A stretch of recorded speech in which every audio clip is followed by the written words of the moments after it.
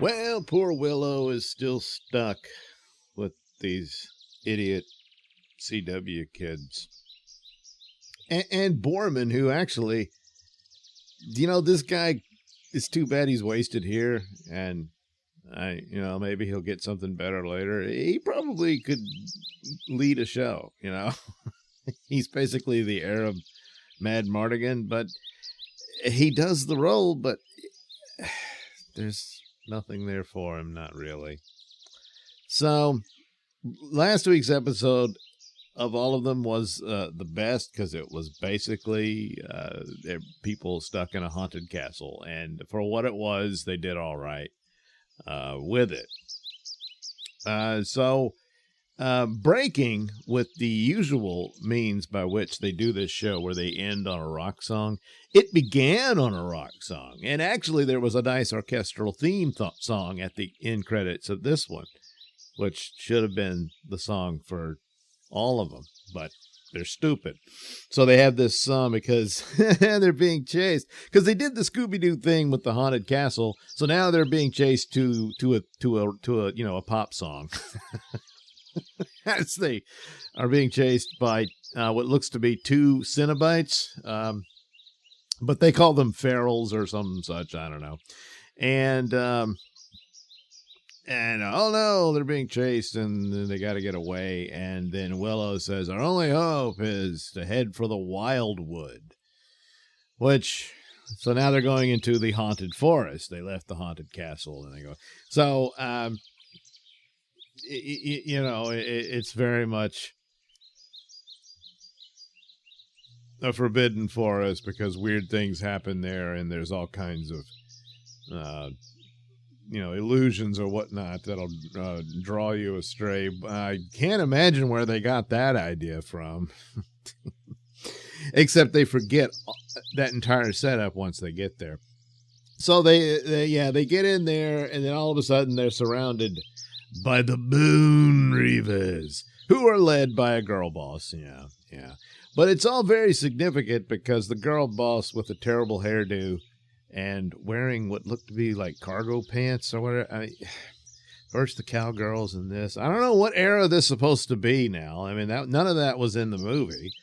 And it's, of course, it's years later, but not that many years. But, whatever. Anyway, turns out girl boss Scorpia. Her name is Scorpia. See? Better watch out for the sting. She is actually Jade, who is the Sir Ginger lesbian girlfriend of Princess Kit, and who I find I'm more acceptable to here than I was when she was in Solo, and the worst role she had was in Falcon. Yeah, but I'm more forgiving of her here. And of course, between her and the actress playing Kit, she actually does act a little better, but not by much. And they just, well, whatever. Anyway, so this is her long lost sister. Oh, she had a mysterious past and didn't know where she was from. And, she was adopted by the Tierslin people and, what's his name, who she had to kill and all that, who was sort of her surrogate dad. And that's the big reveal for her. Also, that they were both daughters of the Skull guy from the movie. So there you go. Another borrowing from Star Wars and whatnot. Jade was actually fighting with the ghost of her father. No, Jade, I am your father. So there, yes, yeah, see, and she wants to be a knight, and yeah. Meanwhile, so they're captured by these Bone Reavers, but once they realize Jade's one of them, they decide to have a party and make out and stuff, and do some dope. They call them truth plums, but they get high on them. But the side effect is that you tell the truth. You can't hide any secrets or anything. And so Flash Thompson, of course, has a crush on Elora.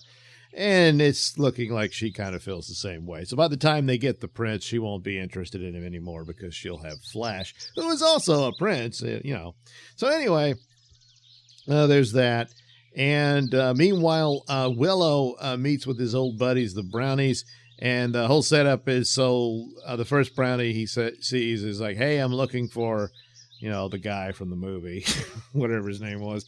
And he says, oh, you assume I know him just because I'm a brownie. So you see, he had to have that moment where Willow had to have his privilege checked. And then the guy shows up and they do a little banter that's supposed to be funny and stuff. And that's your nod to the movie for this episode. And he gives him a little info about what he's got to do, and that's about it. But due to the truth plums that Willow also took part in, he reveals what was already revealed in the previous episode, was that he actually pulled a fast one and tricked Bavmorda. He didn't actually defeat her with sorcery. And so Elora's like, and he was saying he's a hack and a fraud, even though we've seen him since do some pretty impressive magic, and with his magic wand and all that. So it's kind of like, well, okay, he wasn't on her level at the time, and so he pulled a fast one and outfoxed her, and that's how he defeated her. But good enough.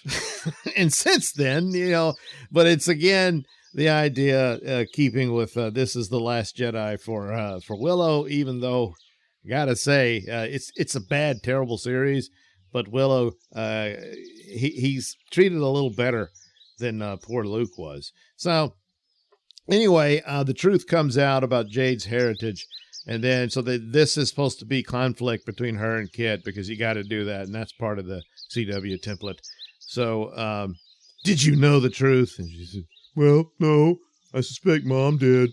But I just kind of suspected, but I didn't know for sure. Well, you should have told me, but she didn't know for sure, and so all that, and what, So she stomps off, and oh no, they're broken up. So then she seeks advice from Elora, who she can't stand, about what do I do about my girlfriend. But they get back together, but then the trolls show up and kidnap them. They were about to kiss, too, in case you forgot they're lesbians, despite them constantly telling you they're lesbians, and then they make out and, I love you and all that sort of stuff. But again, in case you didn't know, they're lesbians. Two women who are romantically attracted to each other, sexually, and in case you didn't know. By the way, they're lesbians. So anyway, the Kit's now kidnapped by the trolls. Course. And that's the cliffhanger for this episode, which Borman says, oh no, trolls. And then it goes off into a fairly decent, it's not as good as James Horner, of course, but ending theme song for the show rather than the rock song. So they just kind of reversed that when they put it at the opening. Of course, I've always skipped the opening, but I was actually doing laundry while this was on. So I didn't hit the remote to skip ahead. God, this stupid song. So anyway, there you go.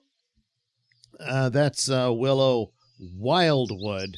They never did encounter any ghosts, and the only hallucinations or whatnot was the revelation because of the dope they took.